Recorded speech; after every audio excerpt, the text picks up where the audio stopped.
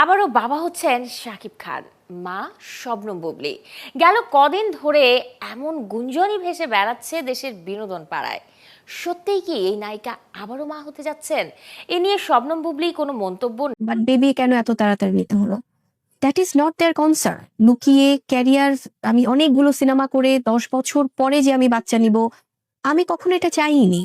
কারণ আমার কাছে ওই যে লুকিয়ে 10 বছর সিনেমা করবো একসাথে জুটি করে, দেন আমি এর মধ্যে আমার অনেকগুলো ইনসিডেন্ট হয়ে যাবে, বাট আমি তারপরে যে আমি বেবি নিব, সো ওই প্ল্যানিংটা আমার কখনোই ছিল না। করেছে এটা নিয়ে অনেক ধরনের কথা বলে অনেকে। এটা কিন্তু শুধুমাত্র আমি একা না, কমিটমেন্টের জায়গাটা থেকে যেটা হয়, আমরা আলিয়া ভাটকেও কিন্তু দেখেছি কিছুদিন আগে, উনি শুটিং করছিলেন।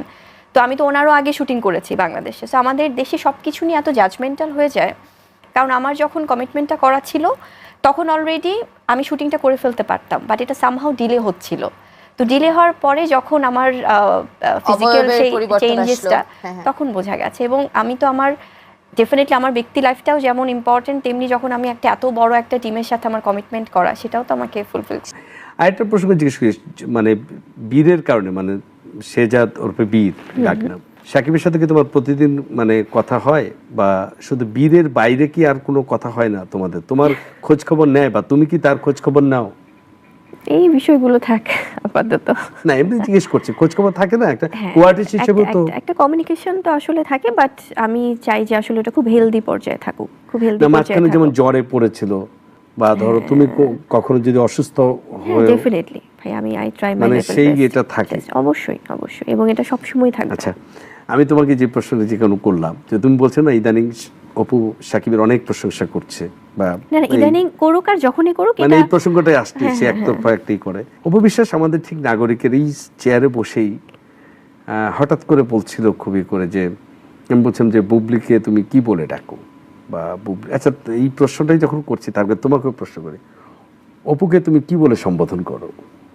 আসলে ওই কনভারসেশনটাই কখনো হয় না, আমি শুধু একটু ছোট বলছি, অপু দি বলো, বা এরকমই তো। বা যখন তোমাদের বিয়ে হয়নি তখন তো অপু বিশ্বাস মানে শাকিব খানের ওয়াইফ, বা অপু তোমার সিনিয়র, অপু দি তো বলতে, তাই না?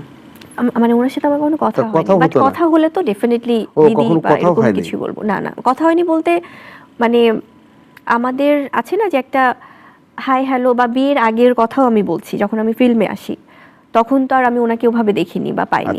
তো ওই কনভারসেশনটা হয়নি। তো যেটা বলছিলাম, অপু একটা খুব কি কারণে আমি জানি না, বলছিল যে আমি মানে মানুষ না, যে নামটাকে ঘেন্না করি, আই হেট। তো তখন আমি একটা জিনিস চিন্তা করছিলাম যে তোমাকে কোনো জিজ্ঞেস করব যে তুমি নিশ্চয়ই তার প্রতি উত্তরে তোমার কি উত্তর দিবা, যখন সেরকম একজন শিল্পী যখন এটা বলে, তখন তোমার উত্তরটা কি হওয়া উচিত, বা কি বলবা তুমি? আমি সাকিবকে কি তুমি এটা বিচার দিয়েছিলে কিনা? না, আমি কখনোই কোনো কিছু নিয়ে কাউকে বিচার দেই না। আমি ওই মানুষটাই না ভাইয়া, কারণ আমার কাছে মনে হয় যে আসলে প্রথমত একজন মানুষ হিসেবে